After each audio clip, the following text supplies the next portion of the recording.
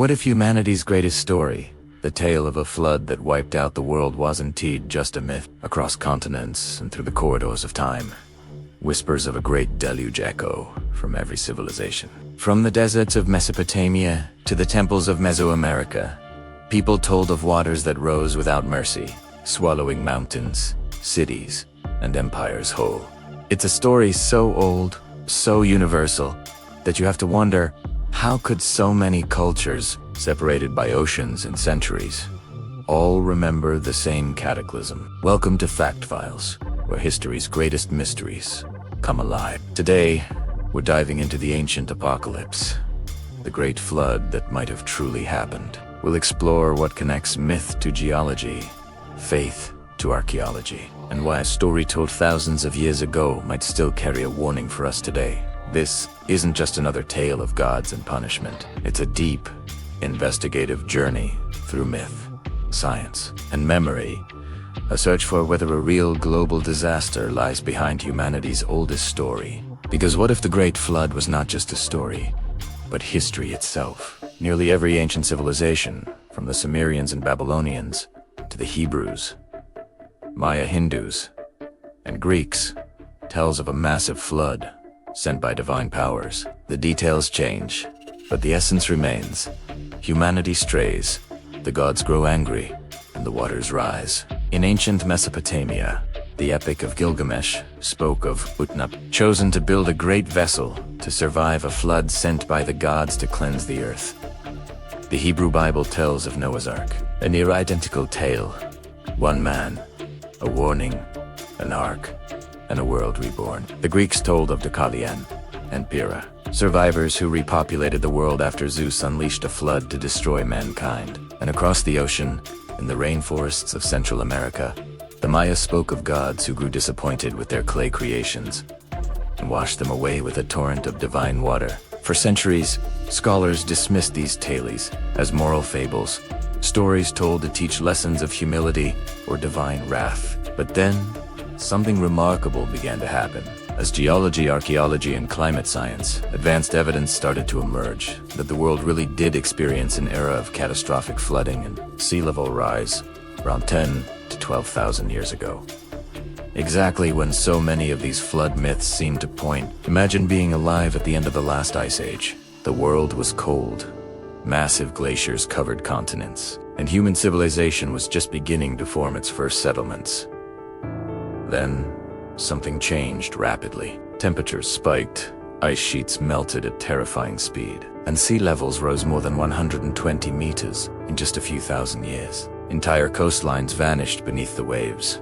Whole regions that were once dry land, like what's now the English Channel, the Persian Gulf, or the coast of India, were drowned. Could this be the real event behind humanity's collective memory of a flood? Could the mythic ark be a symbol for survival?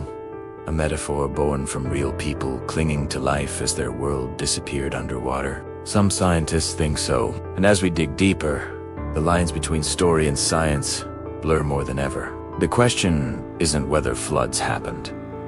They certainly did. The question is, was there one so massive, so world-altering, that it united the memories of humanity itself?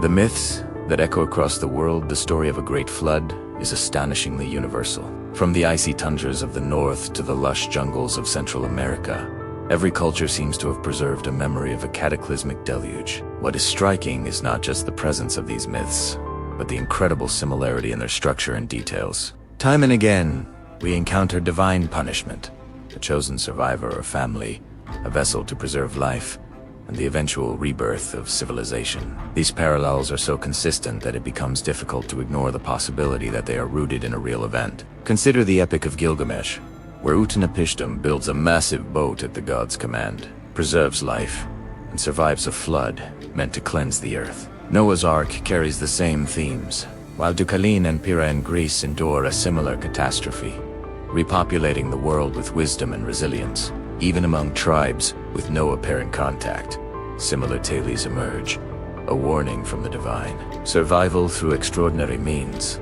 and a new beginning after the waters recede. Some scholars suggest that these myths could represent a shared cultural memory passed down orally through generations, stretching back thousands of years to an event that left a deep imprint on the human psyche. The recurring imagery and symbolism are telling. Water, in its destructive and purifying capacity, represents both death and renewal. The survivors, often favored or chosen, signify humanity's resilience and the possibility of redemption. The ark, raft, or vessel becomes a universal emblem of hope, a floating sanctuary amidst chaos. These stories were not simply moral tales or literary inventions. They may be echoes of a collective human experience, preserved through myth to remind future generations of nature's unstoppable power. The scientific theories behind the flood for centuries. Science treated these stories as allegory, but emerging evidence has challenged that assumption. One of the most compelling hypotheses is the Younger Dryas impact hypothesis, which suggests that a comet or asteroid struck the Earth roughly 12,800 years ago, triggering rapid ice sheet melting and catastrophic sea level rise. The evidence supporting this theory is extraordinary. Sudden climate shifts, layers of nonodiamonds in sedimentary deposits, and signs of massive flooding across continents. During this period, the world experienced abrupt and severe climate changes. Ice sheets that had stood for thousands of years began to collapse almost overnight, causing oceans to rise by meters in mere decades. Coastal settlements and early civilizations, particularly those near river deltas and shorelines, would have been overwhelmed by water, losing everything in an instant. Archaeologists now find layers of flood deposits in North America, the Middle East, and even parts of Asia, suggesting that these events were not local anomalies, but part of a global pattern. Some researchers also point to the sudden disappearance of large megafauna at the end of the last ice age as indirect evidence. These extinctions often coincide with rapid environmental upheaval, hinting at the broader catastrophic impact of the floods. When combined with oral and written traditions, the possibility emerges that these myths are not mere stories, but recollections of a real planetary crisis, one that reshaped the Earth and left survivors with memories too vivid to forget. Archaeological clues of a lost civilization. While floods are devastating, they also preserve traces of the past beneath layers of sediment and water.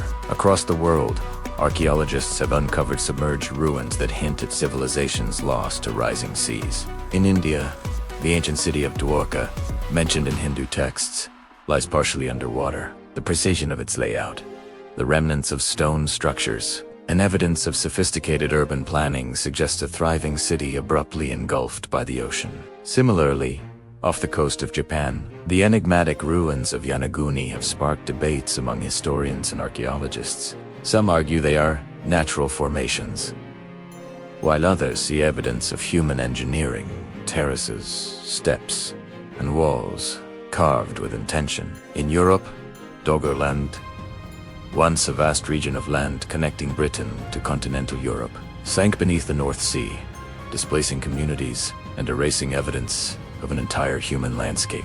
These lost civilizations hint at a world far older and more interconnected than previously imagined. They challenge our assumptions about prehistory, suggesting that humanity had developed advanced settlements long before recorded history began. Could these submerged cities be the real-world Atlantean myths? Could survivors of these disasters have carried knowledge, skills, and traditions into newly rising civilizations, seeding the human world anew after the waters receded? The aftermath humanity's rebirth. When the floods subsided, humanity faced an unprecedented challenge, rebuilding a shattered world. Yet, remarkably, new civilizations appeared almost simultaneously in Mesopotamia, Egypt, and the Indus Valley. Eoc society, rising from the ashes of earlier, submerged worlds, developed writing, complex architecture, governance, and religion. Some scholars suggest that myths of knowledge bringers, or divine helpers, may reflect real survivors who preserved fragments of pre-flood culture, passing them down through generations. The flood stories themselves became a foundation for morality, social structure, and spiritual understanding. They reminded humans that nature's power is overwhelming and that survival demands resilience, wisdom, and cooperation. Over time, these tales evolved, merging fact with legend, but their core message persisted. Humanity can endure, adapt, and rebuild, even in the face of unimaginable destruction. The echoes of these floods may also explain the shared human fascination with water as both a destroyer and a creator. Rivers, seas, and rains became central to agriculture, commerce, and belief systems. Architecture and urban planning adapted to the lessons of vulnerability, with cities often built on higher ground, canals engineered to control water, and temples erected near rivers revered as both life-giving and dangerous. Humanity's rebirth after these cataclysms was not merely physical but intellectual and spiritual, shaping civilizations for millennia to come.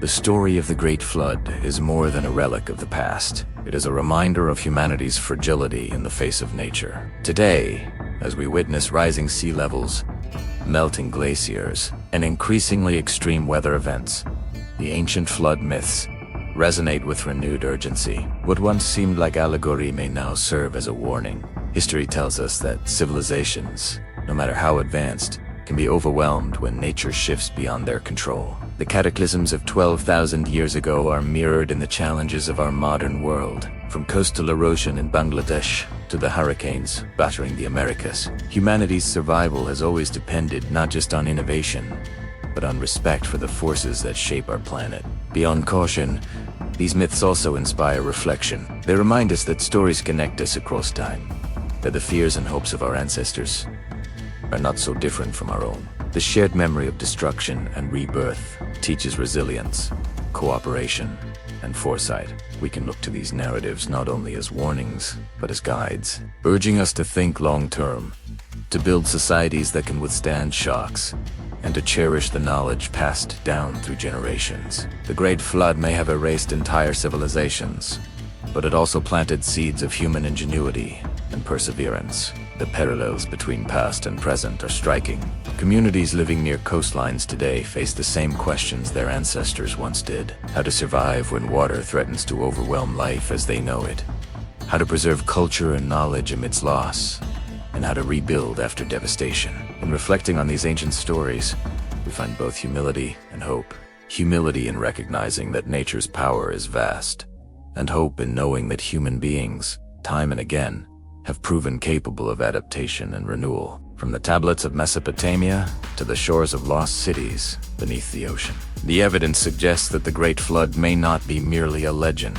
It may represent a real chapter of human prehistory, a chapter that shaped our myths, our religions, and perhaps even the moral and ethical frameworks we live by today. The flood stories endure because they carry a truth that transcends generations. Life is fragile, but human resilience is enduring. If ancient myths carry fragments of truth, then perhaps humanity's greatest story is not just one we read about in texts, but one we have already lived, collectively and profoundly. The rise and fall of civilizations, the courage of survivors, and the unyielding force of nature are lessons written into the very memory of our species. Understanding this past allows us to navigate our present with wisdom, to plan for a future in which knowledge and preparation can prevent history from repeating its most devastating patterns. Thank you for joining this journey into the ancient apocalypse. If you find the stories of our forgotten past as fascinating as I do, take a moment to reflect on what these lessons mean for your own life, for the communities around you, and for the world we share. The myths of the flood are not just stories to entertain. They are mirrors of our shared human experience, reminders that we are part of a long continuum, and that survival is intertwined with memory, respect, and resilience. So, the next time you hear the story of Noah, Utnapishtim, or Deucalion, remember this: these are more than tales of gods and punishment. They are echoes of a real past, warnings carried across millennia, and guides for a future that depends on our ability to learn, adapt, and endure. History, as always, has much to teach us, if we are willing to listen.